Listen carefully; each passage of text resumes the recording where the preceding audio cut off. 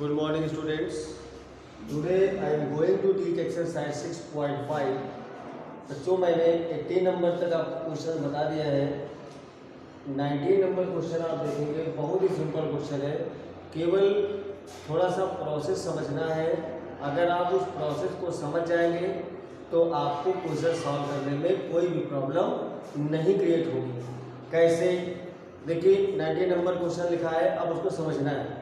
लिखा है, सिद्ध कीजिए कि यदि एक दिए हुए वृत्त के अंतर्गत सभी आयतों में वर्ग का क्षेत्रफल उच्चतम होता है। एक सर्किल गिवन है, उसके अंदर जितने भी रेक्टेंगल बनेंगे उन सभी रेक्टेंगलों में जो सभी रेक्टेंगल्स हैं उनमें सबसे मैक्सिमम जो एरिया होगा वो स्क्वायर का होगा। ये आपको प्रूव करके दिखाना है। ओके, एक सर्किल गिवन है, उस सर्किल में आपको जो भी रेक्टेंगल्स बने हैं उन सभी रेक्टेंगल्स में सबसे मैक्सिमम एरिया का जो रेक्टेंगल होगा वो रेक्टेंगल स्क्वायर होगा। आपको ये चीज़ प्रूव करके दिखाना है, बस हमें यही समझना है। अब सर्किल गिवन है तो इसका मतलब है कि सर्किल की रेडियस हमको लेट करनी है। रेडियस लेट कर लेंगे और बेस एंगल हम लोग कुछ लेट कर लेंगे। तो बहुत सिंपल तरीके से इस क्वेश्चन को हम सॉल्व कर सकते हैं। इसको सॉल्व करने के कई तरीके हैं, मगर जो सिंपल तरीका है उसमें रेडियस आप लेट कर लीजिए और बेस एंगल लेट कर लीजिए तो बहुत जल्दी क्वेश्चन सॉल्व हो जाएगा। कैसे? अब आप इसको देखेंगे। तो अब हम देखेंगे कैसे हम सर्किल के अंदर आपको दिखाएंगे, लेकिन बिल्कुल आसान तरीका आपको बताएंगे। एक सर्किल है, इस सर्किल के अंदर चाहे जितने रेक्टेंगल बने उन सभी रेक्टेंगलों में सबसे मैक्सिमम एरिया का जो रेक्टेंगल होगा वो एक स्क्वायर होगा। ठीक है, एक स्क्वायर रेक्टेंगल होता है मगर एक रेक्टेंगल स्क्वायर नहीं होता, इसको आप ध्यान रखें।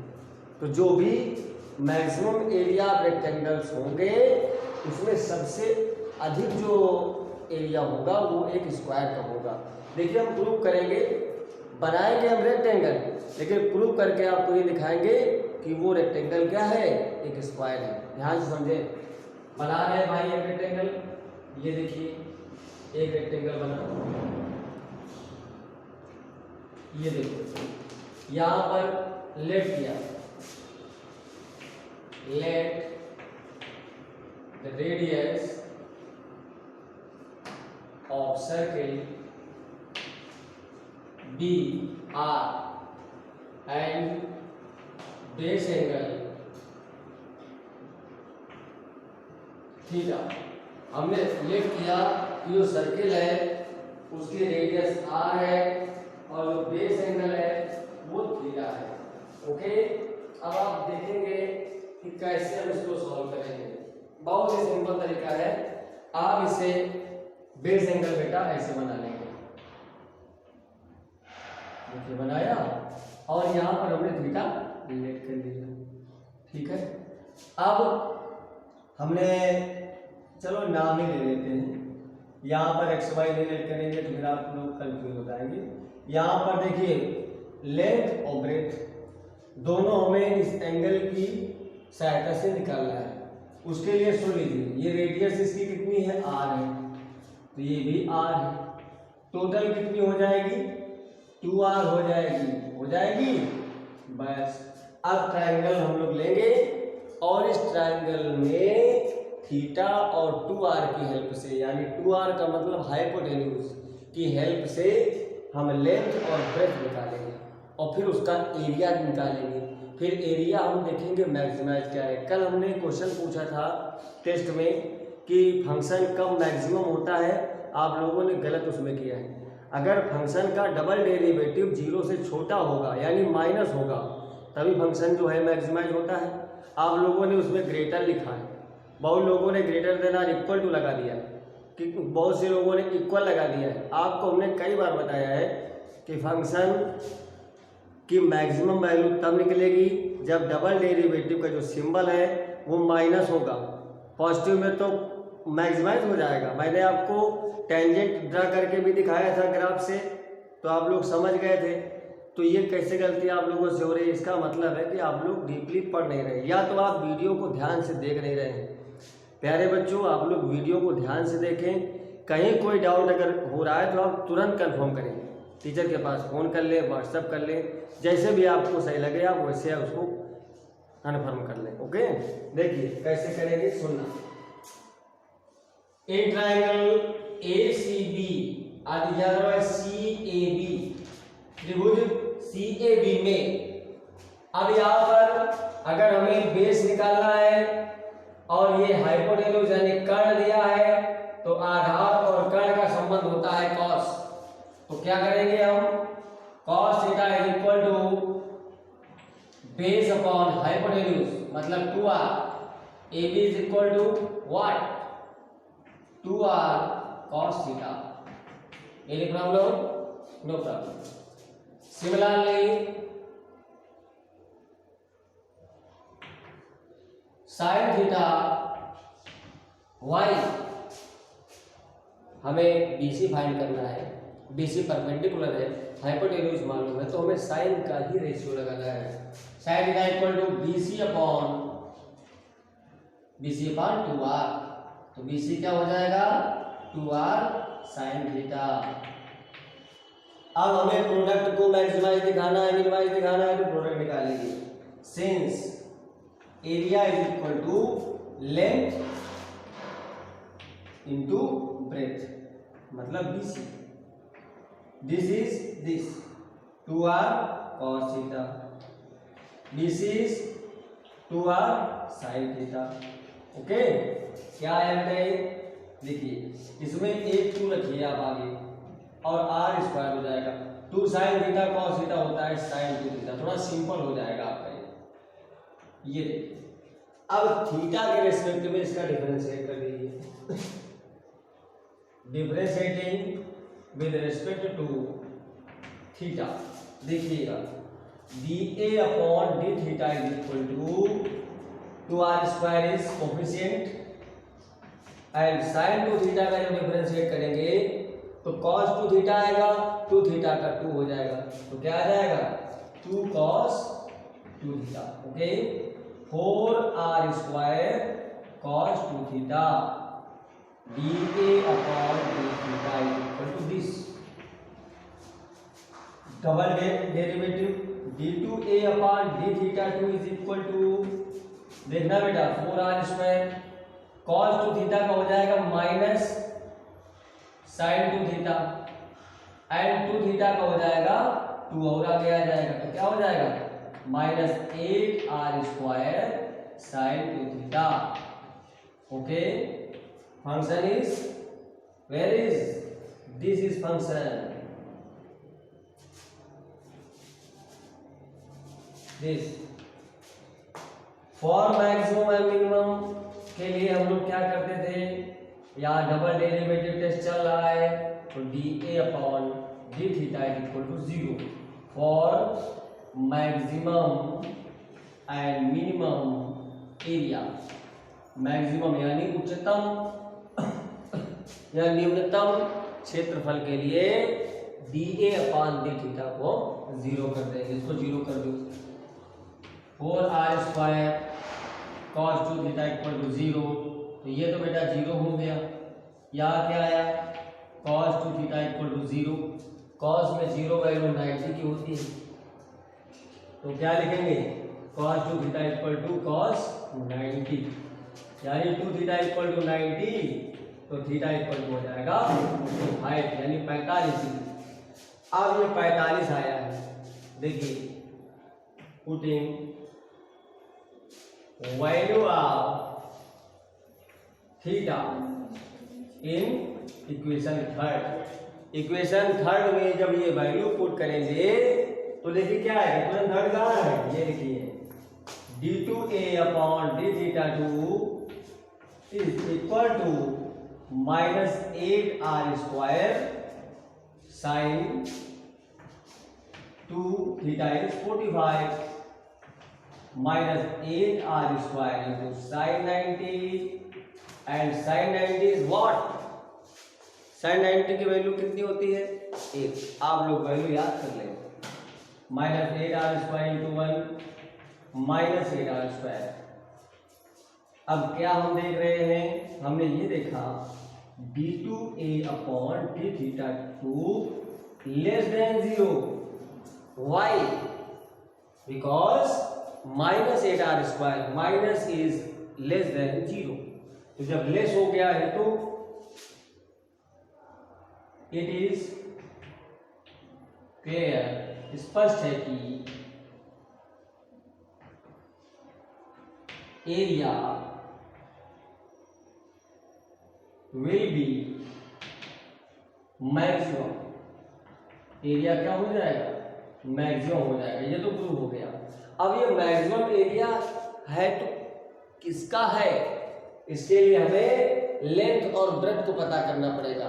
अगर लेंथ और ब्रेड्थ इक्वल हो जाएगी तो वो क्या हो जाएगा, स्क्वायर हो जाएगा। अगर लेंथ और ब्रेड्थ इक्वल नहीं होगी तो रेक्टेंगल हो जाएगा, अगर अपोजिट हो जाएगी तो। अब देखिए जरा लेंथ देखेंगे कितनी है। Now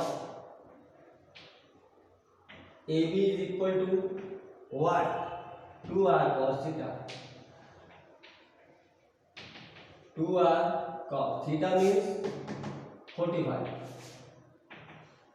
2r cos 45 is 1/√2।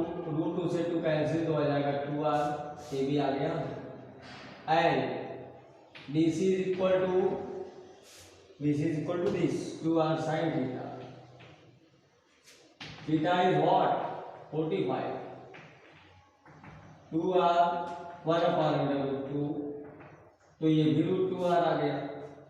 अब देखिए AB और BC दोनों की वैल्यू √2r आ गई, तो इससे हमें क्या मिल गया कि जो मैक्सिमम एरिया आया है सर्किल के अंदर, रेक्टेंगल्स जो भी जितने भी बनेंगे तो उनका जो मैक्सिमम एरिया होगा तो वो एक स्क्वायर ही होगा। क्या होगा, स्क्वायर होगा। तो यहां से आप कह सकते हैं since AB is equal to BC therefore all rectangles having maximum area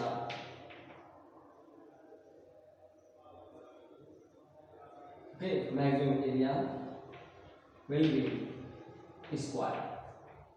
जितने भी रेक्टेंगल होंगे उनमें जो मैक्सिमम एरिया होगा वो एक रेक्टेंगल का ही हो, एक स्क्वायर का ही होगा। यही हमें प्रूव करना था। बहुत ही इंपॉर्टेंट क्वेश्चन है, 8 नंबर का क्वेश्चन है, आप इसको नोट कर लीजिए। बहुत सिंपल क्वेश्चन है बेटा। Now other question is 20 number, very simple question.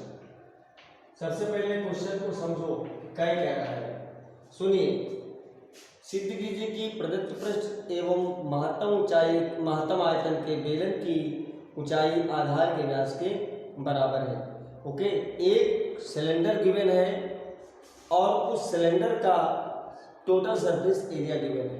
Okay, क्या गिवन है, टोटल सरफेस एरिया। अब आपको प्रूव ये करना है कि इस सरफेस एरिया का वॉल्यूम मैक्सिमम होगा और तब होगा जब इसकी हाइट इसके रेडियस इसके डायमीटर के इक्वल होगी। ओके, नहीं समझिए। एक सिलेंडर है, उस सिलेंडर का सरफेस एरिया हमको गिवन है, ठीक है।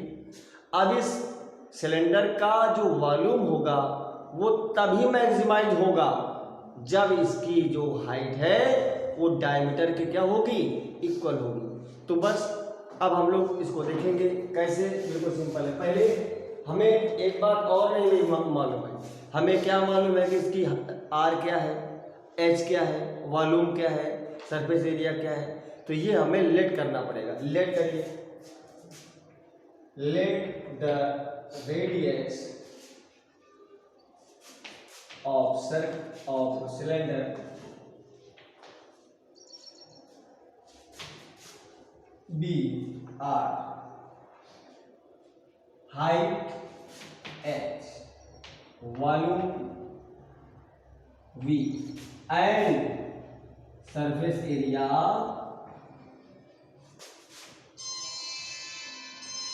is vs। फोन आ रहा है नाउ। तो हमें सिलेंडर का क्या गिवन है, सुनिए, गिवन है हमें एस और हमें फाइंड यानी हाउ मच क्या करना है, वॉल्यूम। ठीक है, तो अब हम पहले सरफेस एरिया लिखेंगे क्या होता है। S is equal total surface area लिखना है, s is equal to 2 pi r, ध्यान करिए 2 pi r h plus 2 pi r square, ये होता है सिलेंडर का टोटल सरफेस एरिया, ये होता है बेटा 2 पाई आर स्क्वायर। इधर ले आओ तो यहां हो जाएगा 2 पाई आर एच, एच की वैल्यू निकालना है हमें, एच दिखाना है तो हम एच को ही निकाल के रख लेंगे और बाद में वैल्यू इसी में पुट कर लेंगे 2 पाई आर, देख लीजिए। ठीक है, नो वॉल्यूम हमें दिखाना है मैक्सिमाइज और मिनिमाइज, तो वॉल्यूम होता है, क्या होता है, pi r square h, pi r square, और एच की वैल्यू बेटा जो लिखी वो लिखी s minus 2 pi r square upon 2 pi r, pi से पाई कैंसिल, अरे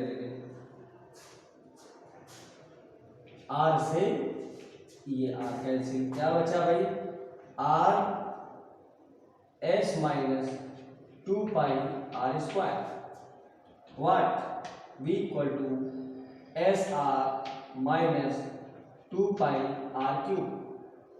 now differentiating with respect to r, dv upon dr is equal to, what is this, s is coefficient, s into 1 minus 2 pi r cube 3 r square हो जाएगा, s minus 6 pi r square, this is dv upon dr, okay, second, and this is first. Again differentiating with respect to x,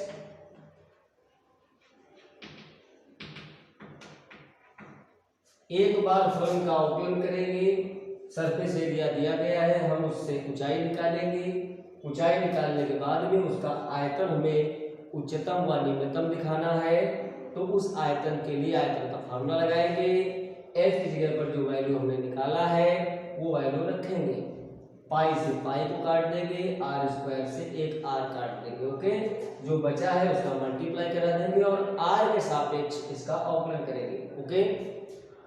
एक बार अवकलन हो गया है, क्योंकि ये maximum और मिनिमम फाइंड करने के लिए हमें जीरो करना होता है, और मैक्सिमम मिनिमम को जानने के लिए हमें डबल डिफरेंशिएशन करना होता है, तो इसको भी कर लेंगे बेटा, d2v upon dr2 is equal to, s देखो बेटा यहाँ जीरो हो जाएगा, माइनस 6 पाई आर स्क्वायर, तो 6 पाई आर स्क्वायर हो जाएगा 2r minus 12 pi r, equation third, okay. For maximum and minimum volume, उच्चिष्ट व निम्निष्ट आयतन के लिए हमें dv अपॉन dr की वैल्यू को जीरो करना पड़ेगा इसको, तो s minus 6 pi r square is equal to 0, s equal to 6 pi r square, okay, value आ गई। अब इसको हम कहाँ रखेंगे, putting value of x in third equation, जब थर्ड इक्वेशन में रखोगे तो ये वैल्यू देखो बेटा पॉजिटिव है और ये वैल्यू कैसी लिखी है, निगेटिव लिखी है, तो ये ऑटोमेटिक जीरो से कम आएगी, निगेटिव ये आएगी, आप मल्टीप्लाई भी करेंगे माइनस हो जाएगी। तो क्या इससे आपको मिला कि वॉल्यूम यानी कि वॉल्यूम विल बी मैक्सिमाइज, ये मैक्सिमम होगा। अब कब होगा, इस बात के लिए हमें h को दिखाना है, तो s is equal to what, 6 pi r square, we have h is equal to s minus 2 pi r square upon 2 pi r, s is what, s is 6 pi r square, 6 pi r square minus 2 pi r square upon 2 pi r, 4 pi r square upon 2 pi r, pi से pi कैसे 2 और इधर are, क्या आया 2 are. देखिए maximum volume उसका कब है, जब उसकी हाइट रेडियस की डबल है। 2r का मतलब diameter, okay. Height is equal to